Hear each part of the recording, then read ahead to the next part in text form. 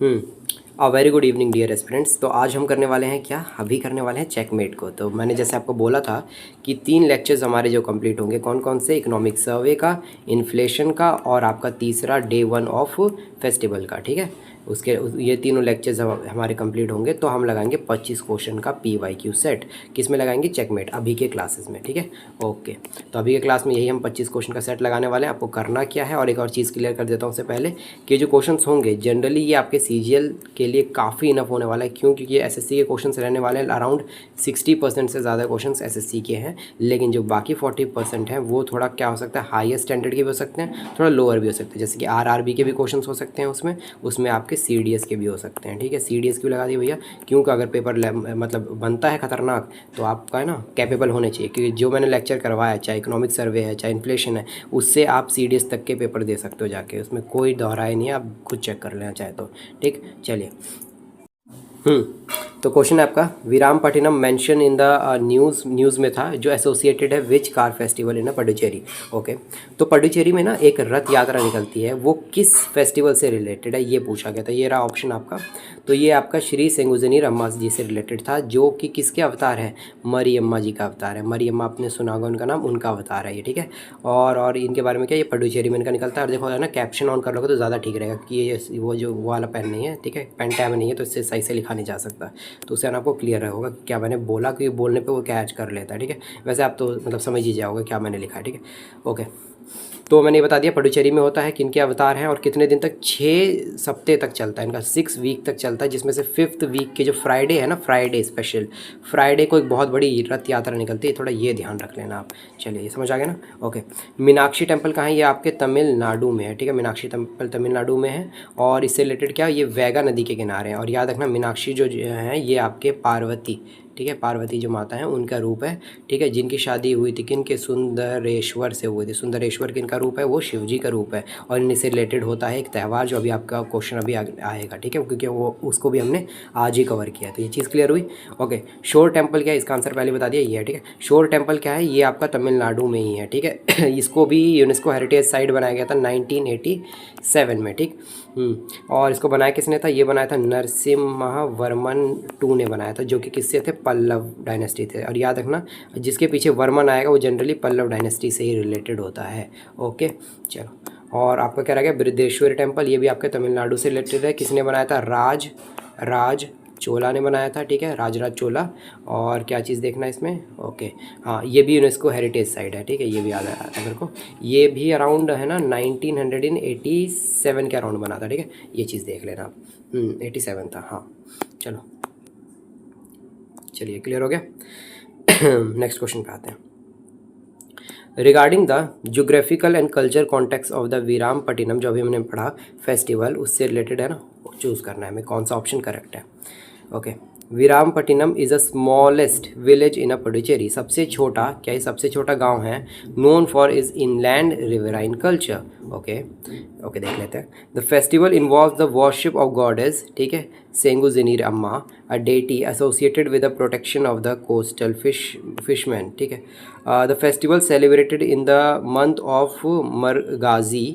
ठीक है, the coldest month of the year in Puducherry. Okay, चलो, ये 3 तक हो गए ना। तो पहले यहीं से इसे एलिमिनेट करते हैं। देखो, सबसे पहले ये ध्यान रखना कि जो ये सी है ना आपका ऑप्शन, जो ये क्या कह रहा है, कोल्डेस्ट मंथ जो होता है, तो ये गलत है। क्यों? क्योंकि ये अप्रैल के टाइम के अराउंड होता है, ये वाला जो होता है। और उसके साथ हम ये एलिमिनेट कर सकते हैं, और साथ साथ में क्या एलिमिनेट कर सकते हैं, कि अगर आपने क्लास देखी तभी आप एलिमिनेट कर पाओगे, पहले बता रहा हूँ। तो क्या एलिमिनेट कर सकते हैं, ये एलिमिनेट कर सकते हैं हम। ठीक है, विरामपट्टनम क्या है, एक रिवराइन है। मतलब क्या है, मतलब एक ना जो आपका क्या, एक नदी संस्कृति से संबंधित है। गलत, ही तो रथ यात्रा से संबंधित है। तो आपका ए गलत हो गया और आपका सी गलत हो गया। डी क्या है, डी। ठीक है, the carry out processions pass through the French quarter of the Puducherry, गलत। ठीक है, ये से तो कुछ मतलब ही नहीं बन रहा है इस चीज़ का। तो ठीक, आपका ये होगा वही चीज़ जो हमने बोला कि ये क्या है, फेस्टिवल इन्वॉल्व होता है वर्शिप ऑफ द कौन से, गुजनीर अम्मा से रिलेटेड है, जो कि किस चीज़ की, आपके फिशरमैन जो होता है कोस्टल एरिया की, उनकी प्रोटेक्शन हो गया। इवन केवल फिशरमैन्स के लिए नहीं, ये आपकी क्या, ये आपकी फर्टिलिटी, ठीक, फर्टिलिटी हो गया, इवन प्रोटेक्शन ऑफ, ठीक है, लोकल पीपल्स हो गया। ठीक है, इन सब के लिए भी ये जिम्मेदार मानी जाती है, मतलब है ना, वो देती हैं, आशीर्वाद देती हैं, ये मान के चलो। तो ये चीज़ क्लियर हुई, ये सेकंड आएगा इसका। चलिए, चलिए, इसको रोक देता हूँ मैं, देख लो ऑप्शन ये रहा, ठीक, और छोटा कर दूँ क्या, ठीक, ये रहा, ओके। आई होप कि या ना रोक के कर लो ज़रा। चलिए, क्वेश्चन नंबर 3 कहता है आपका गोंछा फेस्टिवल से रिलेटेड है, क्वेश्चंस बनते हैं इससे, अच्छे खासे क्वेश्चंस बनते हैं, ठीक। तो गोंछा जो फेस्टिवल है, it is a celebrated primarily, जो बस्तर रीजन में सेलिब्रेट किया जाता है, छत्तीसगढ़ के, ओके ओके, चलिए ये बात तो सही है, बस्तर रीजन में सेलिब्रेट किया जाता है छत्तीसगढ़ के, ठीक, okay. The festival is locally known as a Rath Yatra, was introduce by the Kakatiya rulers, ठीक। अब यहाँ पे 2 नाम है, कन्फ्यूज़न नहीं करना, ठीक है। जो मैंने क्लास में करवाया था क्या बोला था, चालुक्य रूलर्स बोला था, है ना। तो ये चालुक्य रूलर्स को मतलब है ना, यही इनके ककातिया रूलर्स भी हैं, ठीक है। वहाँ पे ककातिया रूलर्स इन्हें कहा जाता है, या इसको आप चालुक्य ना ओवरऑल जो इंडिया के पर्सपेक्टिव से चालुक्य रूलर्स भी कह सकते हो। तो ये भी आपके ठीक है, ओके।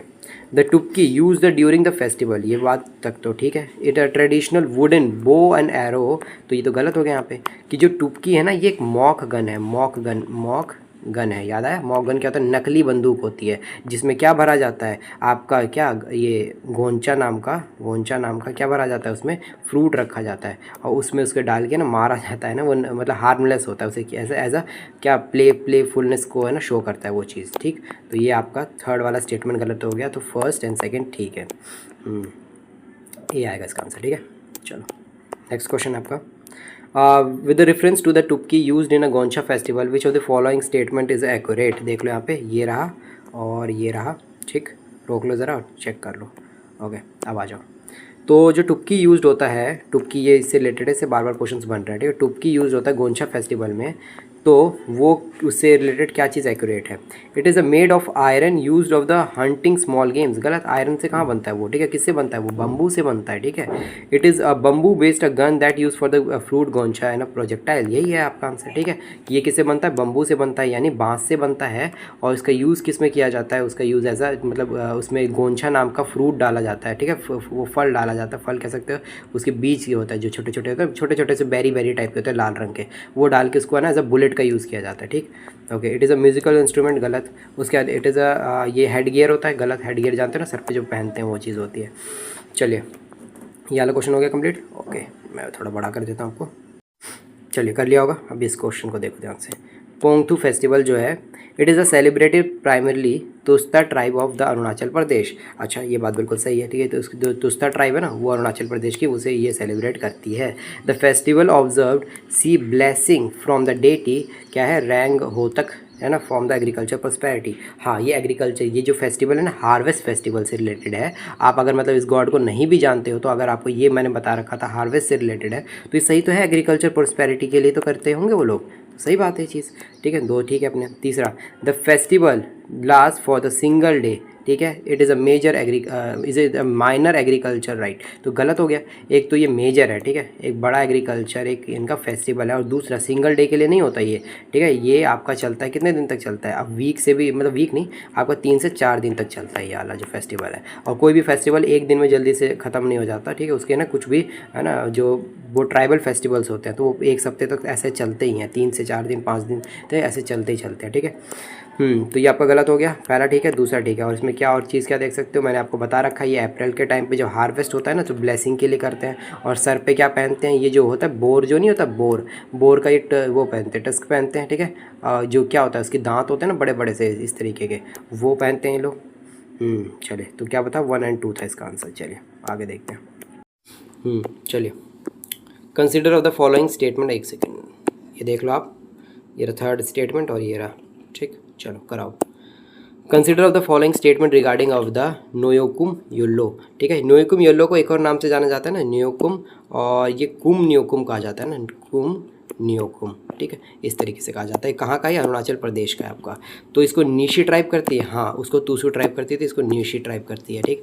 और the festival is dedicated to the goddess एनी नोयकुम, जो है ना, मतलब जो वहाँ का मतलब गॉडेस है ना, जो किसके लिए जानी जाती है, वहाँ की जो है ना, वो आपके हार्वेस्ट से रिलेटेड ही है वो भी, है ना, कि वो है ना अच्छी खासी फसल देती हैं, वो उसके लिए उन्हें जाना जाता है, ठीक। जैसे कि यहाँ पर आपने पढ़ा था रोंग हो तक, तो उसी तरीके से आपका यहाँ पर ये कौन सी एनी नोयोकुम नाम से। थोड़ा अजीब सा नाम है लेकिन कोई नहीं, याद कर लो ये दोनों, ठीक है। उसके बाद the festival involve the sacrifice of the domestic, ठीक है, एनिमल्स जो होते हैं, एंशियंट ट्रेडिशंस चला रहा है, ये भी बात बिल्कुल ठीक है, वहाँ पर इस चीज़ का ना ट्रेडिशन चलता आ रहा है। और इसमें अगर ध्यान रखना एक चीज़ कि इसमें ना अप्रैल नहीं, इसमें फरवरी के टाइम पे ही फसल काट ली जाती है, ठीक। ओके चलो, यानी आपका ये तीनों स्टेटमेंट ठीक है, इसका आंसर डी आएगा, ठीक। चलिए क्वेश्चन नंबर 7वां, ये तो ऐसे खुला हुआ है। द नोयोकुम फेस्टिवल जो है वो सिम्बलाइज किस चीज़ को करता है? साइलेंस को, पवित्रता, प्योरिटी को, कलेक्टिवनेस को, या आपका सेक्रीफाइस को, ठीक। अब यहाँ पर ध्यान से देखना ज़रा, ठीक। तो ये जो है ना, ये कलेक्टिवनेस से रिलेटेड है, क्या कि जो ये उनकी देवी है ना, जो अभी हमने देखा, कौन से देवी देखा, एनी न्योकुम को देखा ना, वो आपकी एग्रीकल्चर, ठीक है, एग्रीकल्चर हो गया, प्रोस्पेरिटी हो गया, उसके बाद एकता की देवी भी मानी जाती है, ठीक है, कलेक्टिवनेस की, ठीक है, सामूहिक रूप से जो है ना, उनका जो ट्राइबल जो ग्रुप है वो बना रहे, एक दूसरे से उनके ना रिलेशंस बने रहे, इसीलिए उनको है ना मतलब पूजा भी जाता है इस चीज़ के लिए, तो इसका ना सामूहिक आएगा, ठीक है। ओके, साइलेंस तो वैसे ही नहीं, वैसे ही कट कर सकते थे। प्योरिटी जो है ना, ये नहीं, मतलब प्योरिटी है ना, थोड़ा कन्फ्यूज़न है, लेकिन मतलब कन्फ्यूज़ हो सकते थे लेकिन नहीं है, ठीक। उसके बाद सेक्रीफाइस, आप है ना, अगर इसमें तो हम सेक्रीफाइस करते हैं, लेकिन प्रॉपर कोई भी फेस्टिवल केवल सेक्रीफाइस पे ही वो डिपेंड नहीं करता, वो चीज़ ये याद रखना। कोई भी फेस्टिवल जो होता है वो आपका सेक्रीफाइस पे नहीं, सेक्रीफाइस उसका एक छोटा सा पार्ट होता है, एक रिचुअल होता है, ठीक है, उसका जो कोर एम होता है वो कुछ और होता है, ये ध्यान रखना हमेशा, ठीक। कभी ऐसा क्वेश्चन आया ना बाद में भी, तो वो आप सेक्रीफाइस बिल्कुल मत लगाना। चलिए मैंने बड़ा कर रखा है, ये क्वेश्चन कीजिए, ठीक है।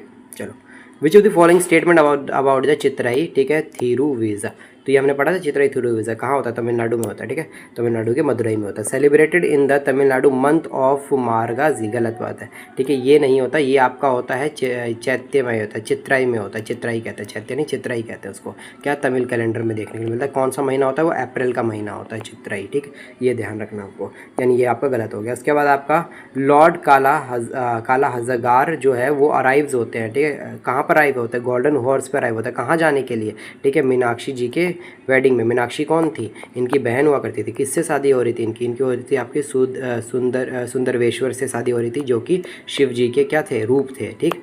ये चीज़ मैंने आपको बता रखा था, तो ये आपको वैसे ही सही हो गया, ठीक है। एक्सक्लूसिवली इन दिसंबर में होता है, ये मैंने आपको बता रखा है, इसको किस में डाला करो, हमेशा शक के दायरे में रखा हो कि एक्सक्लूसिवली दिसंबर में ही होगा, ठीक है, तो ये आपका गलत है, ये आपके कहाँ होता है? अप्रैल के टाइम पे होता है, ठीक। उसके बाद and with a game of bull fight, बिल्कुल गलत है, इसमें होता ही नहीं, इसमें रथ यात्रा निकलती है आपको, अगर मैं याद दिलाऊँ तो, ठीक। चलो, तो ये आपका कौन सा हो गया? ये वाला हो गया, क्लियर। चलो, विद रेफरेंस टू द चित्राई थिरुविजा, जो कि इनकरेक्ट है। It is held at the Meenakshi अम्मा टेम्पल, ठीक है, इस मदुरई में, बात सही है, मीनाक्षी जी की शादी होती है उसमें। The festival involve the coronation of the goddess Meenakshi, ठीक है, मतलब कोरोनेशन जो Meenakshi as the sovereign ruler of the Madurai. अब यह ध्यान से समझना है, इसे गोला कर देता हूँ, पहले इधर आओ।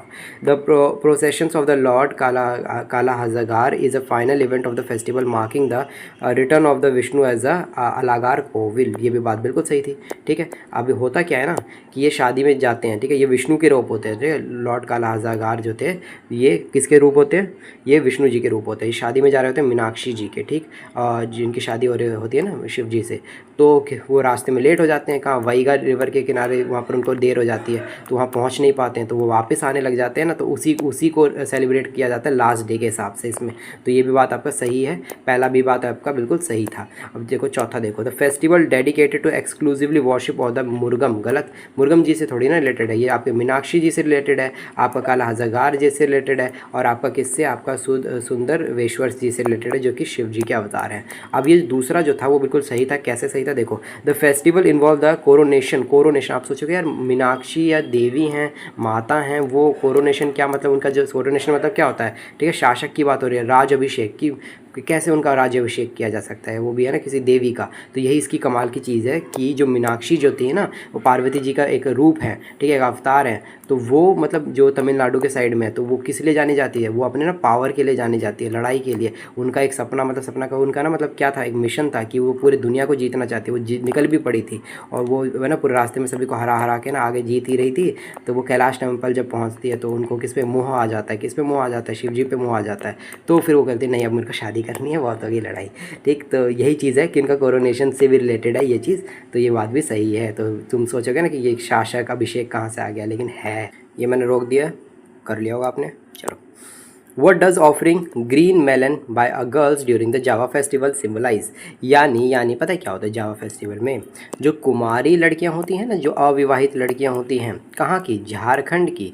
ठीक है, झारखंड हो गया, उड़ीसा हो गया, छत्तीसगढ़ हो गया, इधर की है ना, जो मतलब कुमारी लड़कियां होती हैं, वो व्रत रखती हैं और क्या रखती हैं? एक बास्केट रखती हैं। उस बास्केट में जावाज़ होते हैं, जावाज़ की फसलें होती हैं। ठीक है, जावा जानते हो ना, तो वो होती हैं। ठीक, अब उसको रखती हैं क्या? अपने घर में रखती हैं सजा के, उसको ना पानी देती हैं, उसको बीज को बड़ा करती हैं। ठीक है, धीरे धीरे जब पूरा का फैल जाता है, अच्छा खासा बढ़ जाता है, फिर उसके बाद क्या होता है कि जब लास्ट दिन होता है जावा फेस्टिवल का, तो उस दिन वो पानी में उसे बहा देती हैं। ये करती क्यों हैं? ऐसा इसलिए करती हैं ताकि जो नदी है, माता नदी हैं, वो क्या दे? रेन एंड क्रॉप, ठीक है, अच्छी दे। ठीक है, यानी बारिश करवाए। ठीक है, ये ना अच्छा जो नमी दे, मतलब किसको? मिट्टी को नमी दे, उपजाऊ बनाए, यानी फसल अच्छी हो, इस चीज़ से रिलेटेड है।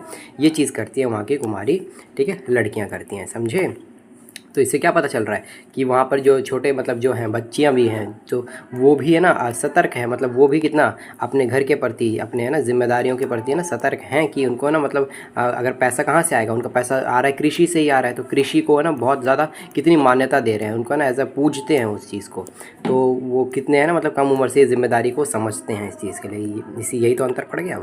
ठीक, तो ये चीज़ समझ आ गया। वेल्थ एंड लॉन्ग लाइफ गलत है, सन एंड फर्टिलिटी गलत है। ये आपके बिहार में एक फेस्टिवल होता है, ठीक है, कौन सा? जितिया।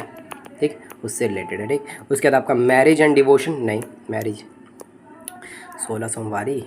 चलो, question number 11, consider of the following statement regarding the Java festival. से आ गया, इट इज़, अच्छा रुक जाओ, बोल जाता हूँ मैं, है ना। चलो, गलती हो गई, एक सेकेंड यार, कितना नीचे जाना पड़ेगा। ये लो, कर दिया मैंने। करना यार क्वेश्चन, ठीक है, मैं बार बार ऐसे कर रहा हूँ ना, फिर बाद में ऐसा नहीं कि कमेंट ही ना करोगे, नहीं हम नहीं करेंगे, क्योंकि आपके लिए ढूंढ ढूंढ के क्वेश्चंस लाया हूँ। ठीक है, ये क्वेश्चंस मिलेगा नहीं, सर्च कर लेना चाहे, मतलब मिलेगा नहीं, मतलब कि एक आसानी से कोई ना कलेक्ट करके रखेगा नहीं ये चीज़। ये अच्छे क्वेश्चंस हैं, अगर ये आपको समझ आ गया ना, तो बड़े से बड़े क्वेश्चंस अगर आ जाता है पेपर में इस फेस्टिवल से रिलेटेड, पहले आ चुका है क्वेश्चन, तो आप आराम से कर जाओगे। ठीक है, it is primarily celebrated by the tribal communities of the Jharkhand. Okay, ठीक, चलो मान सकता हूँ मैं इसको गोला लगा दूंगा। चलो next, the festival is dedicated to the worship of the forest, ठीक है, deities of the rain invocation, यानी यह वर्षा की कामना हेतु वन देवताओं की पूजा करते हैं। अच्छा बताओ मेरे को, वन देवता की पूजा क्यों करेंगे वर्षा की कामना के लिए? वरुण देव कहाँ चले गए, है ना? तो ये तो वैसे ही गलत हो गया आपका। ठीक है, यानी आपकी वर्षा की कामना करनी है, लेकिन किससे? वन देवताओं से, तो वैसे ही गलत हो गया ना। तो वन से थोड़ी नहीं करते, रिवर से करते हैं बच्चों। ठीक है, एक टाइम के लिए आप इंद्र से कर लेते, वो मैं मान लेता। ठीक है, रिवर से कर लेते, वो मान लेता मैं। ठीक है, लेकिन आपने तो वन से कर लिया, तो ये गलत हो गया। अब it involve the unmarried girls, ठीक है, जो करती क्या है? जर्मिनेटिंग करती है, यानी क्या? बड़ा करती हैं, सींचती हैं, किसको? सीड को बास्केट में, as a symbol of the fertility यानी मतलब कि जो उपजाऊ बन सके, है ना, कि उसको है ना सींचती हैं, फिर पानी में ना जब बहा देती हैं लास्ट दिन, तो वो रिवर उसको एक्सेप्ट कर लेती है। ये बोलती हैं लड़कियां कि हमारे जो खेत में ना बहुत अच्छी फसल हो, फर्टिलिटी है ना, उपजाऊ बहुत अच्छा हो, ये चीज़ बोलती हैं, है ना। तो वो उनकी बात मान लेती है, तो इस तरीके से फसल अच्छी होती है, वही सारी चीज़ें। ठीक, तो वही मैंने बोला ना, तो थर्ड आपका स्टेटमेंट सही है। ओके, सेकंड आपका गलत हो गया था, फर्स्ट स्टेटमेंट देख लेते हैं। It is primarily celebrated by the tribal communities of the Jharkhand. क्या स्टेटमेंट वाइज क्वेश्चन है क्या? अच्छा हाँ, तो ये तो झारखंड की, मतलब ये कहाँ पर आपकी देखने को मिलती है? झारखंड में ज़्यादातर इसको देखने को मिलता है, और भी जगह है आपका उड़ीसा में, छत्तीसगढ़ में, लेकिन प्राइमरली, ठीक है, प्राथमिक रूप से। अब बोलोगे प्राइमरली बोला है तो यानी एक ही जगह पे होगा, ये नहीं, इसने बोला प्राथमिक रूप से। ओनली अगर लिखा था ना, ओनली, तो फिर हो जाता कि केवल झारखंड, लेकिन इसने बोला प्राइमरली, यानी प्राथमिक रूप से कहाँ होता है। ठीक, यहाँ हिंदी में भी लिखा हुआ, देखा ना यहाँ पे देखा होगा, कहाँ हो गया ये? झारखंड मुख्यतः, ठीक है, वही प्राथमिक रूप से, तो ये आपकी झारखंड की वो करती हैं, लड़कियाँ करती हैं। तो 1 और 3 है ना इसका आंसर, 1 और 3 होगा इसका आंसर। ठीक है, ओके, सेकंड गलत हो गया था। नेक्स्ट, सूची दिखा देता हूँ मैं आपको। ये रही सूची और ये रहा क्वेश्चन, देख लो ज़रा। ये रही सूची और ये रहा क्वेश्चन। ठीक, चलो अब करूँ। क्वेश्चन है आपका, विरामपट्टिनम जो है वो किससे रिलेटेड है? झारखंड से, छत्तीसगढ़ से, अरुणाचल प्रदेश से, या नीचे हमें पढ़ा है पुडुचेरी से। तो ये पुडुचेरी से रिलेटेड है, यानी 1 का 4 होगा, 1 का 4 होगा, ए का 4, ए का 4, ये सही जा रहा है, ये गलत चला गया ना। Okay next. आपका जावा फेस्टिवल कहाँ से, झारखंड से रिलेटेड, तो सेकंड का हो गया 1, सेकंड बी का हो गया 1, बी का 1, अभी भी ये दोनों सेम चल रहा है ना। थर्ड गोंछा फेस्टिवल कहाँ से, छत्तीसगढ़ से है ना, छत्तीसगढ़ से गोंछा फेस्टिवल याद आ रहा है ना। तो आपका सी का हो जाएगा 2, सी का हो जाएगा 2, तो यहाँ पर ये आ गए, ये ख़त्म। और डी का तो आपका 3 था, यानी नोंगकुम कहाँ से था, ये आपका अरुणाचल प्रदेश से था, नोयोकुम। समझ आ गया। चलो फेस्टिवल जो था हमारे इंपॉर्टेंट क्वेश्चंस मैंने लगभग कितने दिए थे आपको, 12 क्वेश्चंस दिए, वो मैंने सारे करवा दिए। ठीक है, जितने हमने कितने फेस्टिवल्स आज कवर किए थे, 5-6 से फेस्टिवल्स कवर किए थे ना। तो 6 फेस्टिवल आपके दिमाग में अब तक बैठ गया होगा क्वेश्चन के साथ, अगर आपने कर लिया तो। पहले क्लास लो, फिर क्वेश्चन लाने की कोशिश करो, तो देखो कितना दिमाग में बैठ जाएगा हर एक चीज़। आप कहते हो ना कि याद नहीं हो रहा, हमने पढ़ तो लिया, समझ आ गया, मज़ा आ गया क्लास में, लेकिन याद नहीं हो रहा। एक बार चेकमेट किया ना, याद मतलब क्लास लेने के बाद 5 मिनट बस याद करो, फिर यहाँ पर आओ और ये चेकमेट की क्लास ले लो, फिर देखना आपके दिमाग में बैठ जाएगा पूरी तरीके से। समझ आया। ओके, अब आ जाते हैं इकोनॉमिक्स पे। क्या इकोनॉमिक सर्वे हमारा 3 है ना, इकोनॉमिक सर्वे है, फेस्टिवल हमारा हो गया, अब इसका इन्फ्लेशन करेंगे। अभी हम कर रहे हैं इकोनॉमिक सर्वे। तो according to the economic survey what is the projected real GDP, ठीक है, रियल जीडीपी रेंज जो 26-27 का क्या रखा गया था, 2025 और 26 का सर्वे तो निकल गया। सर्वे का मतलब क्या है कि हमने देख लिया, रिपोर्ट कार्ड देख लिया कि हमारी जीडीपी इतनी चल रही है। ठीक है, 7 के अराउंड चल रही थी, 7.7 के अराउंड। ठीक, अब क्या बोला कि 26-27 में कितनी रह सकती है, तो अंदाज़ा क्या लगाया गया था, तो बताओ ज़रा। करवा रखा है ये भी मैंने। तो ये आपका 6.8 से लेकर 7.2% है इसका। चलिए नेक्स्ट आपका, चलो ये देखो, ये रहा क्वेश्चन और ये रहा मतलब उसका ऑप्शन। ठीक है, देख लो ध्यान से, चलो करना है। ठीक, consider the following statement regarding the India's inflation, India का इन्फ्लेशन ट्रेंड कैसा रहा है इकोनॉमिक सर्वे 2025-26 में। ठीक है, तो रिटेल इन्फ्लेशन जो है 1.7% आई। ये तो आपको कंफ्यूज करने के लिए दिया जाता है, अप्रैल से दिसंबर, ये सब ये एक तरीके का एवरेज बोलता है। तो रिटेल इन्फ्लेशन मैंने आपको करवा रखा है। रिटेल इन्फ्लेशन होता क्या है, ये आपका कंज्यूमर से रिलेटेड होता है। कंज्यूमर जो उपभोक्ता क्या चाहिए, उसको प्रॉफिट नहीं चाहिए, उसको मज़े चाहिए, जैसे कि इसको खाने पे खर्च करना है, एंटरटेनमेंट पे खर्च करना है, घूमने पे खर्च करना है, हाउसिंग पे खर्च करना है, वो जिससे उसको पैसा ना आए उसको कहते हैं रिटेल इन्फ्लेशन। उसी हिसाब से बनाया जाता है। तो 1.7% है, ये बात सही है। The decline in the inflation primarily जो ड्राइवन होता है वो lower prices of the vegetable and pulses से होता है। किससे रिलेटेड, तो इसने बोला कि जो मुद्रास्फीति जो इन्फ्लेशन में जो गिरावट होगी ना, वो लोअर प्राइसेस वेजिटेबल की जो अगर प्राइसेस गिरती हैं, सब्जियों की प्राइसेस गिरती है, दाल की, खाने की चीज़ें गिरती हैं, तब जाके इन्फ्लेशन है ना तेज़ी से गिर रहा है। किसकी बात करी जाए, ये आपकी रिटेल इन्फ्लेशन की बात की जा रही है तब। तो ये भी बात बिल्कुल सही है। ठीक है, क्यों, क्योंकि इनके प्राइसेस ना अब गिर रहे हैं। और अभी के टाइम पे 4.62% का हमारा इन्फ्लेशन रेट चल रहा है, जो कि कम है, क्योंकि हमने टारगेट क्या रखा है, 2 से 6% हमारा एमपीसी का टारगेट रहता है। और पहले हम 6 से 7% के अराउंड है ना मूव कर रहे थे, जो कि बहुत ज़्यादा हाई तो नहीं, लेकिन ठीक ठाक है ना। थोड़ा ये हो जाता है ना, गर्म हो जाता है, ऐसे मान के चलो ना, ये गर्म इन्फ्लेशन कह सकते हैं आपको। अब मैंने बता रखा है कौन कौन से होते हैं, क्रीपिंग होता है, वॉकिंग होता है, रनिंग होता है, ठीक है, गैलोपिंग होता है, वो इन्फ्लेशन आपको याद रहनी चाहिए। तो इसमें क्या होगा आपका आंसर, फर्स्ट एंड सेकेंड। ठीक, दोनों। नेक्स्ट आओ, देख लो यहाँ पे मैंने लगा दिया।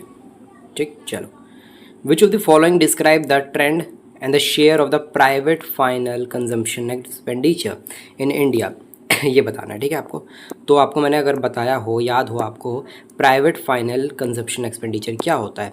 अलग अलग तरह के, देखो जीडीपी जो निकालते हैं हम, जीडीपी 3 हिसाब से निकालते थे हम। एक था इनकम मेथड हुआ करता था आपका, एक होता था आपका एक्सपेंडिचर मेथड, एक होता था आपका वैल्यू एडेड मेथड। ठीक है, हम किसकी बात कर रहे हैं, एक्सपेंडिचर की बात कर रहे थे, सॉरी एक्सपेंडिचर की बात कर रहे हैं। एक्सपेंडिचर को भी अलग अलग हिसाब से निकाला जाता है, जैसे इसमें भी अलग अलग चीज़ें होती हैं, जैसे होते हैं सी होता है आपका, आई होता है, जी होता है, एनएक्स होता है। अब ये क्या क्या होता है, सी होता है आपका कंज्यूमर एक्सपेंडिचर होता है। ठीक, अभी देखो कंज्यूमर एक्सपेंडिचर बता दिया कौन करता है, उपभोक्ता करता है, अंतिम उपभोग करता है, जिसमें उसको ना पैसे के लालच नहीं होता, वो बस है ना खाने, मज़े, है ना मस्ती, या आपके सुख, खुद के सुख सुविधाओं के लिए वो खर्च करता है। ठीक है, और जबकि इन्वेस्टमेंट एक्सपेंडिचर क्या होता है, ये जो होता है आपका, ये प्रॉफिट मोटिव से किया जाता है कि उसको फ़ायदा होगा। ठीक है, इन्वेस्टमेंट किया जाता है इसीलिए, और गवर्नमेंट दोनों करती है, जनता के कल्याण के लिए भी करती है और इन्वेस्टमेंट के लिए भी करती है। और एनएक्स जो होता है ये इम्पोर्ट एक्सपोर्ट से रिलेटेड होता है। ठीक है, उस पर खर्च किया जाता है। अब इसने बोला, क्या बोला इसने, प्राइवेट फाइनल कंजम्पशन एक्सपेंडिचर, यानी आपका कंजम्पशन एक्सपेंडिचर से रिलेटेड है, यानी क्या चीज़, इसमें ना प्रॉफिट नहीं देखा जाएगा।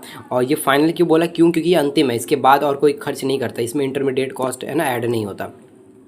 अब जब ये चीज़ इसने बोली तो इसमें क्या है कि डिक्लाइन हो चुका है, ठीक है। ये सबसे हाई सबसे लोएस्ट पॉइंट पे 2011 और 12 के देखा जाए तो ये बिल्कुल गलत है, ठीक है। ऐसा कुछ नहीं हुआ है।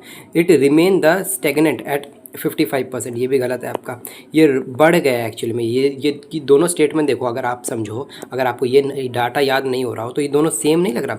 स्टेगनेंट है यानी रुका हुआ है, ठीक है, गिर रहा है। एक स्टेगनेंट एक तरीके से नेगेटिव वर्ड को शो करता है, गिरने को ही शो करता है। ये वैसे रुका हुआ होता है लेकिन गिरने को ही शो करता है एक तरीके से, ठीक। तो ये जो दोनों है स्टेटमेंट आपस में ना एक दूसरे को क्या कर रहे हैं, ठीक है, ये मदद कर रहे हैं ना, एक दूसरे को क्या करते हैं, सहारा दे रहे हैं। तो ये दोनों आपका स्टेटमेंट जो है ये दोनों गलत हो गया। अब it rose the 61% the highest level, अब तक का सबसे हाईएस्ट लेवल पे चला गया है प्राइवेट फाइनल कंजप्शन एक्सपेंडिचर। ये इसका से it become the largest second contributor of the public investment की बात कहाँ से आ गई है? हम बात ही किस चीज़ के कर रहे हैं? कंज्यूमर एक्सपेंडिचर की बात कर रहे हैं, उपभोक्ता के खरीद वो बेच मतलब अरे उपभोक्ता के व्यय की बात कर रहे हैं, उपभोक्ता कैसे खर्च करता है, ठीक है, किस चीज़ पे खर्च करता है। और इन्वेस्टमेंट तो प्रॉफिट मोटिव होता है, यहाँ प्रॉफिट की तो बात ही नहीं हो रही, तो ये तो गलत हो गया। और जो थर्ड जो चीज़ लिखी है ये कंसर्न की बात है, यानी समझो देश में अगर 100% अगर जीडीपी है तो उसका 60% से भी ज़्यादा हम किस चीज़ पे खर्च कर रहे हैं, ठीक है, इसी अपने ना मतलब ये कंज्यूमर एक्सपेंडिचर पे खर्च कर रहे हैं, यानी अपनी सुख सुविधाओं पे खर्च कर रहे हैं, ठीक है। इन्वेस्टमेंट इसमें कहाँ गया? इन्वेस्टमेंट बहुत कम है हमारा देश का, ठीक है। तो इन्वेस्टमेंट हो गया आपका, गवर्नमेंट एक्सपेंडिचर हो गया, वो सब चीज़ नहीं है। इवन हमारा जो नेट एक्सपोर्ट है वो भी हमारा कम है 100% में से। तो ज़्यादा से ज़्यादा हम किस पे फोकस करते हैं कि खाना कहाँ से मिल जाए, उस पर ज़्यादा फोकस करते हैं। ये मैं एग्रीगेट लेवल पे, देश के लेवल की बात बता रहा हूँ। तो ये चीज़ क्लियर हुई कि मैंने बहुत अच्छे से समझा भी रखा था आपको, ठीक है, क्लास में। Which sector continue to the largest contributor of the Indian gross value added, ठीक है। जीवीए में सबसे ज़्यादा कंट्रीब्यूट कौन करता है? एग्रीकल्चर करता है, मैन्युफैक्चरिंग करता है, आपका सर्विसेज करता है या माइनिंग करता है। याद रखना एग्रीकल्चर और माइनिंग जो है ना वो साथ में आते हैं, जो अलाइड सेक्टर्स जिसे कहते हैं, ठीक है। जिसे फर्स्ट सेक्टर में कहा जाता है, जिसमें 3 सेक्टर्स हो गए आपके, ये क्वेश्चन कर लिया होगा आपने, ठीक है। जो जीडीपी होता है ना उसके 3 सेक्टर्स होते हैं आपके, फर्स्ट सेक्टर, सेकेंड सेक्टर और थर्ड सेक्टर। इसको कहते हैं आपका सर्विस सेक्टर, इसको आपको मैन्युफैक्चरिंग सेक्टर भी कहते हैं, ठीक है। और इसको या प्रोडक्शन सेक्टर भी कह सकते हो ना एक तरीके से, नहीं मैन्युफैक्चरिंग ही कहते हैं इसको, ठीक है। इसको कहते हैं हम क्या? एग्रीकल्चर सेक्टर कहते हैं और अलाइड सेक्टर, ठीक। अब सुनो ध्यान से, जो फर्स्ट वाला है ना वो कंट्रीब्यूशन करता है कितने? 14% के जीडीपी में कंट्रीब्यूशन करता है। सेकंड वाला कितना करता है? 31% कंट्रीब्यूशन करता है। और थर्ड वाला जो है अपना जो सर्विस सेक्टर है, ये आपका मैन्युफैक्चरिंग है, ये आपका एग्रीकल्चर है, थर्ड वाला करता है 54%, है ना, ये शेयर करता है, मतलब क्या जीडीपी में कंट्रीब्यूशन देता है। ये इंपॉर्टेंट है आपके लिए। तो इसने यही बोला है ग्रॉस वैल्यू एडेड यानी जीडीपी में ही, ठीक है, जीडीपी में ही सबसे ज़्यादा कौन कर रहा है? तो ये आपका सर्विसेज कर रहा है, ठीक है। कितना? 54% पूछा जा सकता है, कितना परसेंट है। अब यहाँ ध्यान रखना, जो जीवीए होता है वो जीडीपी से कैसे अलग होता है? तो जीवीए जो होता है वो आपका एक देश में जितना भी प्रोडक्शन हुआ किसी चीज़ का उसकी मॉनेटरी वैल्यू होती है। जितनी कार बनी, जितनी सामान बना, उन सभी का अगर पैसा जोड़ दिया जाए तो कितना बना, वो आपका जीवीए होता है। लेकिन जीडीपी जो होता है वो क्या होता है? जो जीवीए है ना उसमें जब सरकार टैक्स डाल देती है, टैक्स लगा देती है, तो उसको कहते हैं हम जीडीपी कहते हैं। और याद रखना जब सरकार टैक्स लगाती है तो उससे क्या माइनस करके लगाती है? वो सब्सिडी माइनस करके लगाती है। है ना, फॉर्मूलेज आपसे पूछता है। जब नेशनल इनकम पढ़ेंगे तो ध्यान से मैं आपको ना और समझाऊंगा इसको। चलो रोक दिया मैंने, कर लिया होगा आपने। चलो, which of the organization is responsible for the preparation of the presentation of economic survey, कौन बनाता है और कौन उसको प्रेजेंट करता है? नीति आयोग, बिल्कुल गलत। आरबीआई नहीं, उसका ministry of finance, department of the economic affairs, okay.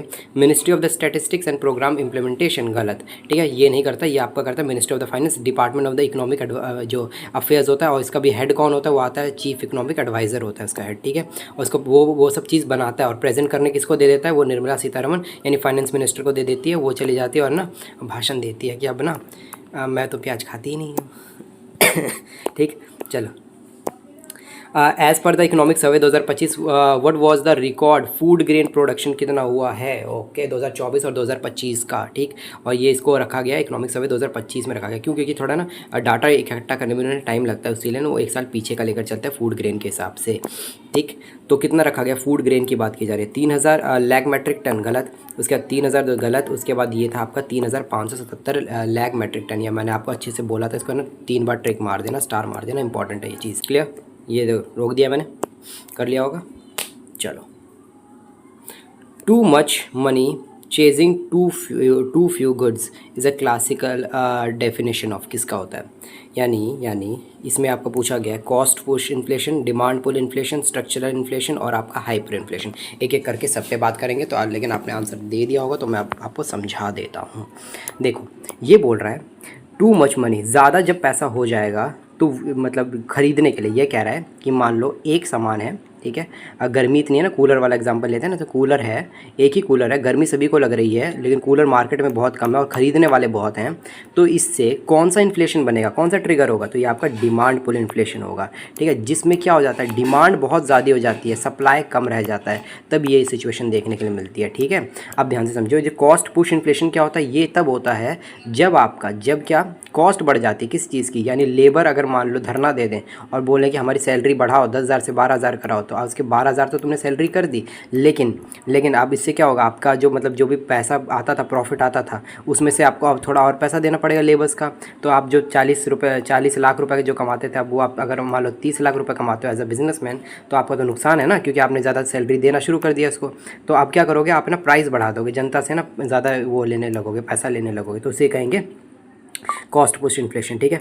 और डिमांड पुल इन्फ्लेशन मैंने बता दिया क्या होता है, जब डिमांड ज़्यादा हो जाती है किसी चीज़ की, है ना, एक चीज़ की डिमांड है ना कि है वो बहुत कम वो चीज़, और डिमांड उसकी बहुत ज़्यादा है, सप्लाई बहुत कम है उसका, ठीक है, मांग और पूर्ति, ठीक। तो इसकी वजह से ना क्या होता है कि जब मान लो कि आप ये है ना, जो कूलर वाला व्यक्ति है वो देखेगा कि मैं अगर 500 रुपये का जो बेच रहा था कूलर, 5,000 का जो बेच रहा था उसको ख़रीदने वाले बहुत हैं, तो मैं उसको 10,000 का कर दूंगा, तो फिर भी वो ख़रीद लेंगे, तो इसीलिए वो प्राइस बढ़ा देता है, समझ आ गया। और स्ट्रक्चरल इन्फ्लेशन क्या होता है, स्ट्रक्चर ही ख़राब है, ठीक है, ऐसा इन्फ्लेशन स्ट्रक्चर ही ख़राब है, जैसे कि मैंने आपको बताया था, इसको बॉटल नेक इन्फ्लेशन भी कहते हैं ना, बॉटल नेक इन्फ्लेशन। तो इसमें होता क्या है कि लोग तो डिमांड कर रहे हैं, है ना, लोग डिमांड कर रहे हैं, लोगों के पास पैसा भी है कि हमें दो, ठीक है, हमारे पास पैसा भी है, सब कुछ है, आप दिमाग हमें दो, लेकिन सप्लाई वो बढ़ा ही नहीं पा रहा है। क्यों नहीं बढ़ा पा रहा है, वो चाह के नहीं बढ़ा पा रहा है, क्योंकि उन्हें इंफ्रास्ट्रक्चर ही नहीं है। लोग कह रहे हैं उनको ना बढ़िया बढ़िया एसी ला कर दो, ठीक है, लेकिन जो ये कंपनी है, जो हमारे देश में कंपनी है, मान के चलो, वो कूलर से ज़्यादा इसके अलावा और चीज़ बना ही नहीं पाती है, एसी बनाने की मतलब उनके पास मशीन ही नहीं है, तो उनके पास क्या है, स्ट्रक्चर की कमी है ना,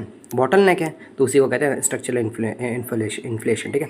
ओके, हाइपर इन्फ्लेशन क्या होता है, हाइपर इन्फ्लेशन जो होता है, जैसे सबसे पहले आपका आता है क्रीपिंग आता है, फिर आपका आता है वॉकिंग आता है, फिर आता है आपका रनिंग आता है, फिर गैलोपिंग आता है, फिर आपका हाइपर इन्फ्लेशन आता है। हाइपर इन्फ्लेशन मंथ में, महीने में 50% से भी ज़्यादा जब इन्फ्लेशन बढ़ जाए तो उसे हाइपर इन्फ्लेशन कहते हैं, यानी बहुत तेज़ी, जैसे वेनेजुएला में हुआ तो बताया था ना मैंने आपको, उसी हिसाब से, जहाँ पर है ना हर दिन के हिसाब से क्या बढ़ता है, चीज़ें बढ़ती है। 10 रुपये का अगर मैरी गोल्ड की बिस्किट है तो कल तक वो 50 रुपये का हो जाएगा, परसों जाओगे तो 200 का हो जाएगा, इस तरीके से ना वो हर घंटे हर मिनट में है ना उसका प्राइस बढ़ता जाता है। That is called the hyper inflation. Clear हुआ, इसका आंसर क्या होगा आपका, डिमांड पुल इन्फ्लेशन, ठीक। Which index is primarily used by the RBI to measure the retail inflation?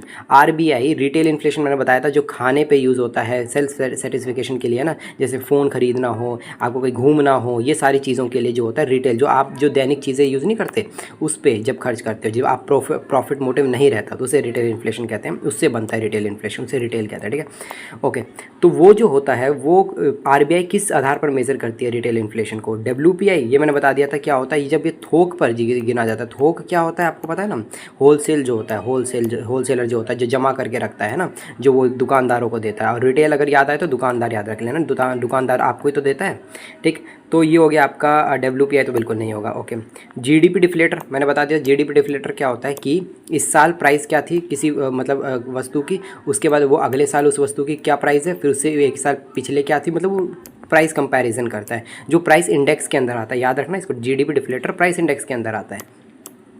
PPI क्या है, PPI है ना, अभी प्रॉपर तरीके से आया नहीं है, इसे लाने की कोशिश की जा रही है, किसको हटा के, WPI हटा के, जिसमें मैंने आपको बताया था कि जो एक होता है आपका प्रोडक्शन करने वाला, एक होता है आपका होलसेलर, एक होता है आपका दुकानदार, एक होते हो आप, ठीक है। इसमें तो आपकी तो बात कर ली गई, ठीक है, एज ए कंज्यूमर, उसका जो WPI वाले की बात कर ली गई, CPI वाले की बात कर ली गई, लेकिन जिसने प्रोडक्शन किया था उसकी तो बात ही नहीं हो रही, उसके लेवल पर इन्फ्लेशन की, तो ना उसी के लिए ये PPI बनाया गया, ठीक है। प्रोडक्शन, ये प्रोडक्शन से रिलेटेड होता है आपका, ठीक है। ओके, प्रोडक्शन इन्फ्लेशन से रिलेटेड, तो ये भी गलत, ये भी गलत, ये भी, तो ये आपका CPI आता है, ठीक है। ये CPI आता है आपका क्या, कंज्यूमर प्राइस इंडेक्स कहते हैं इसको, ठीक है। ये कॉम्बाइंड रूप से इसको दर्शाया जाता है। चलिए, ये कर लिया होगा आपने। When the general price level continuously falls, क्या बोल रहा है, बढ़ नहीं रहा, घट रहा है, उस फिनोमिना को क्या कहते हैं? एक आता है इन्फ्लेशन। इन्फ्लेशन क्या था, जनरल प्राइस लेवल बढ़ रहा है तो उसको कहेंगे इन्फ्लेशन। तो ये तो गलत हो गया आपका। और याद रखना, एक दो दिन से नहीं, लगातार पिछले ना कम से कम एक हफ्ते में तो वो बढ़ ही रहा हो, क्योंकि इसको सप्ते के हिसाब से देखते हैं, महीने के हिसाब से देखते हैं, साल के हिसाब से देखते हैं। उसका स्टैगफ्लेशन क्या होता है? स्टैगफ्लेशन एक ऐसा फिनोमिना होता है एक्चुअली में, जिसमें क्या होता है कि देश में प्रोडक्टिविटी भी घट रही है और इन्फ्लेशन भी बहुत ज़्यादा है, तो वो इस फिनोमिना से ना इस पे बैठता नहीं है। स्टैगफ्लेशन हम ना अनएम्प्लॉयमेंट में पढ़ेंगे, तो ये आपका गलत है। अब आएगा यहाँ पर आपको कन्फ्यूजन होगी। मैंने बोला था जब मैं आपको ये क्लास करवा रहा था, आपका एक तो डिफ्लेशन आएगा और एक डिसइन्फ्लेशन आएगा। तो देखो डिसइन्फ्लेशन क्या होता है कि बढ़ तो रहा है, इन्फ्लेशन देश में है, ठीक है, यानी महंगाई तो है, लेकिन उसकी गति है ना बहुत धीमे है। आज अगर कोई वस्तु 100 रुपये की है और एक सप्ते बाद उस वस्तु की कीमत हो गई 150 हो गई, यानी वो 50 रुपये बढ़ी, ठीक है, और फिर उसके अगले सप्ते वो 150 से 160 रुपये हो गई, तो इससे क्या पता चल रहा है, बढ़ तो रहा है ना, कहाँ 100 रुपये, कहाँ 160 रुपये, बढ़ तो रहा है, लेकिन किसकी गति है, पहले 50 से बढ़ा था फिर 10 से बढ़ गया, तो धीमे हो गई, तो उसी को कहते हैं क्या, डिसइन्फ्लेशन कहते हैं। लेकिन यहाँ बात की जा रही है कॉन्टिन्यूसली, यानी फॉल कर रहा है, यानी माइनस में जा रहा है धीरे धीरे, तो ये होता है डिफ्लेशन होता है, जब आपकी जो वस्तु की कीमत है वो धीरे धीरे घटती जा रही है। 15 रुपये की मैगी किसी दिन 12 की हो जाए, किसी 9 दिन 9 रुपये की हो जाए, तो इस हिसाब से जब गिरने लग जाए उसकी प्राइस, तो उसे डिफ्लेशन कहा जाता है। क्लियर? और इंडिया डिफ्लेशन फेस कर रहा था। आप बोलोगे कि अब ये कैसे, हाँ मतलब इंडिया ने, मतलब तो अभी तो हमारे देश में महंगाई है, चीज़ें बढ़ रही है, एक्चुअल में इंडिया डिफ्लेशन सच में है ना फेस किया। अभी ये दिसंबर के टाइम पे 1-2% के अराउंड घूम रहे थे, फिर MPC वालों बोला कि नहीं नहीं ऐसे काम नहीं चलेगा, इसका प्राइस बढ़ा हो, ठीक है। देखो जो CPI के अनुसार, ऐसा आपको क्यों महसूस नहीं हुआ कि डिफ्लेशन इंडिया महसूस कर रहा है? क्यों? क्योंकि CPI ने ना जो कंज्यूमर लेवल पे जो होता है उसको नहीं चेंज करने दिया, ठीक है, फूड की प्राइसेस वही रहा, सब कुछ वही रहा, लेकिन जो होता है ना आपके जो आपका ये WPI होता है, उसके बाद आपका इंडस्ट्रीज से रिलेटेड होता है, IIP जो होता है, उस लेवल के हिसाब से जो हमारी ना प्राइसेस बहुत तेज़ी से गिर रही थी, ठीक है। वो थोड़ा डीप हो जाएगा, उधर जाऊँगा नहीं मैं अभी, ठीक। In the context of the inflation what was the happen to the purchasing power? मैंने परचेजिंग पावर के बारे में बता रखा है, चलिए क्वेश्चन कीजिए वाला।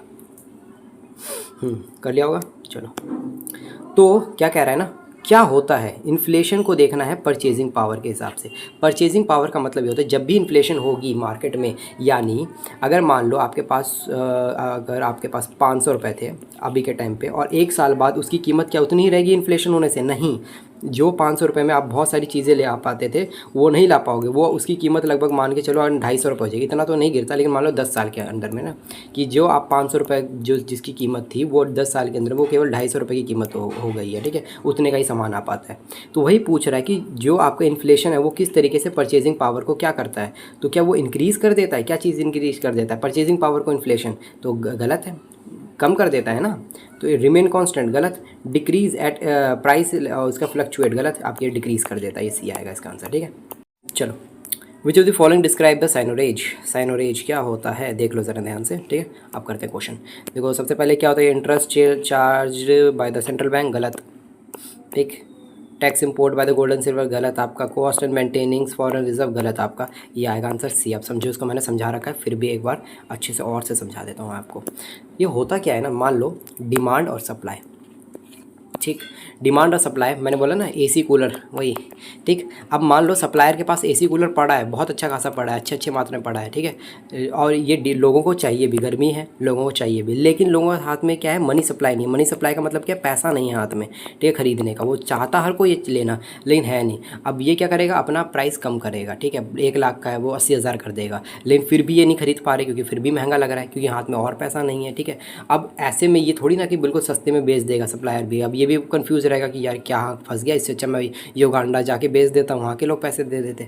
तो सरकार बीच में उतरती है, सरकार बोलती है कोई नहीं, मनी सप्लाई बढ़ाते हैं। बढ़ाते कैसे हैं कि बैंक ना अब लोन देगा इनको, ठीक है, किनको, लोगों को लोन देगा, तो लोन पे ये खरीदेंगे, EMI पे ये चीज़ खरीदेंगे, या क्या करेगा, या इसको फ्री में पैसा भी बांटता है, जैसे 2000 रुपये बांटने वाला स्कीम नहीं चल रहा था महिलाओं को, उस हिसाब से, तो ताकि वो है ना ज़रूरतों के सामान ले सके, है ना, ताकि क्या बढ़े मार्केट में, ताकि डिमांड ना वापस फिर से ऊपर जाए और सप्लाई से मैच कर जाए, क्योंकि सप्लाई के बहुत सारा पड़ा हुआ है, तो डिमांड मैच करने की ज़रूरत थी, इनका बस पैसा नहीं था, उसीलिए मैच नहीं कर पा रहे थे। जब सब कुछ मैच कर जाएगा, यानी इक्विलिब्रियम आ जाएगा, दोनों हिसाब से इक्विलिब्रियम आ जाएगा, तो हमारी इकोनॉमी स्टेबल हो जाएगी, ठीक है।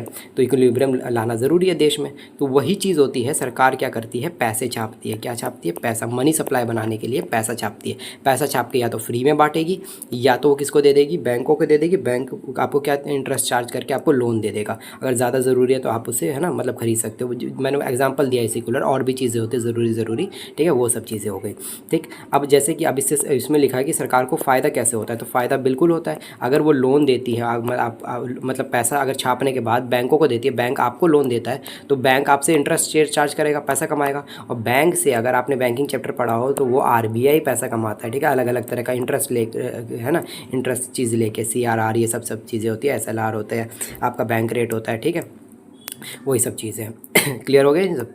ठीक, चलो चलो ये करो ज़रा, कर लिया। विच of the following is mostly like the cost push inflation. Cost push inflation होने के रीज़न क्या है? Increase in the repo rate बढ़ने से गलत। उसके बाद increase in a global trade oil. अच्छा ये देखो, increase in a disposable income क्या होता है? एक होता है आपका जब टैक्स हट जाता है ना इनकम से, यानी आपने मान लो 1 लाख रुपए कमाया महीना, अब इसमें से सरकार का अगर मैं टैक्स हटा दूँ, सरकार जो काटती है आपसे, जो 30% जो भी हिसाब से आपसे काटती है, अब वो हटा दो, जो पैसा आपके पास बचता है, ठीक है, रेंट भरने के लिए, आपके लिए मज़े के लिए, है ना, घूमने के लिए जो भी बचता है, वो आपका डिस्पोजेबल इनकम हो गया, ठीक है। तो ये भी नहीं है, ठीक है, इससे मतलब क्या है, डिस्पोजेबल, मतलब इसका कोई रिलेशन ही नहीं है, ठीक है। Reduction in the corporate tax, ये भी नहीं है, ठीक है, ये भी नहीं है। तो इसका आंसर हो जाएगा आपका इंक्रीज इन द, ठीक है, क्रूड ऑयल। मैंने बताया ना कि जो आपका कॉस्ट पुश इन्फ्लेशन कैसे होता है, रॉ मटेरियल्स की प्राइस बढ़ गई, जिसकी वजह से क्या हो गया, जिसकी वजह से ये हो गया कि आपका मतलब और ज़्यादा खर्चा बढ़ गया एज अ बिजनेसमैन। अब आपका खर्चा बढ़ गया तो आप प्रोडक्ट का प्राइस बढ़ा दोगे, जिसको जनता बियर करेगी। तो वही तो होता है, जैसे कि अब इसमें बोला क्रूड ऑयल, विदेश से अगर जो क्रूड ऑयल आ रहा था उसका प्राइस बढ़ गया, ठीक है, इसकी वजह से क्या है, जो तेल बढ़ गया। अब तेल बढ़ने की वजह से आप जो बनाओगे, अपना सामान बनाओगे, तो उसका कहीं ना कहीं से तो उसको कवर करोगे ना, तो आप अपने क्या सामान की जो प्राइस बढ़ा दोगे, समझे, यही होता है। आप इसको एक और नाम दे सकते हो, इसको जो विदेश से चीज़ें आती है ना, ठीक है, विदेश से जो रॉ मटेरियल्स उसका प्राइस बढ़ता है, तो उसे इम्पोर्टेड इन्फ्लेशन भी कहते हैं, ठीक। लास्ट क्वेश्चन देख लो ज़रा। कर लिया, okay. Why does RBI prefer, RBI क्या प्रेफर करती है, मतलब क्यों प्रेफर करती है CPI, कंज्यूमर प्राइस इंडेक्स को, ओवर द WPI, ठीक है, होल सेल प्राइस इंडेक्स के ऊपर। चलो, CPI reflect the actual cost of living of consumers. अच्छा, okay.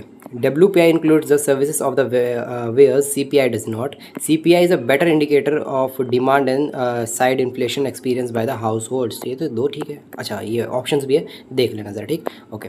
तो ये पहला जो चीज़ ये कह रहा है कि CPI जो है ना, वो एक्चुअल किसको, कंज्यूमर के लिविंग को दिखाता है, इसीलिए क्योंकि कंज्यूमर ज़्यादा है आप में, या बिजनेसमैन के, या जो थोक वाले हैं, है ना, होलसेलर ज़्यादा हैं देश में, कंज्यूमर है ना, आप लोग ज़्यादा हो, तो ये चीज़।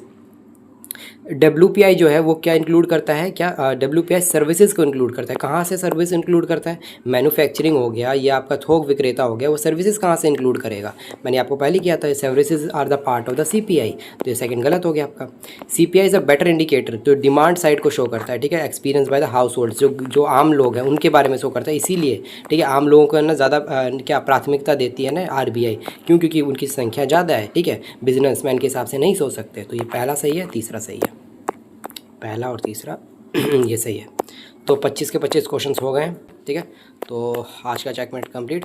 जल्दी कमेंट सेक्शन में डालो कितने क्वेश्चंस आपके ठीक थे, और तीनों लेक्चर्स करने के बाद ही लिया ना आप लोगों ने, ठीक है, इसी हिसाब से हम अगला भी करेंगे, ठीक है। और रात को एक बहुत कमाल की क्लास होने वाली है, कौन सी, इंडस वैली सिविलाइजेशन की, है ना, इंडस वैली सिविलाइजेशन की। नज़रिया बदल दूंगा आपका हिस्ट्री देखने का मैं, देखना आज ऐसी क्लास होने वाली है। चलो ठीक है, तो मज़ा आया आज की क्लास में, बताना आपको।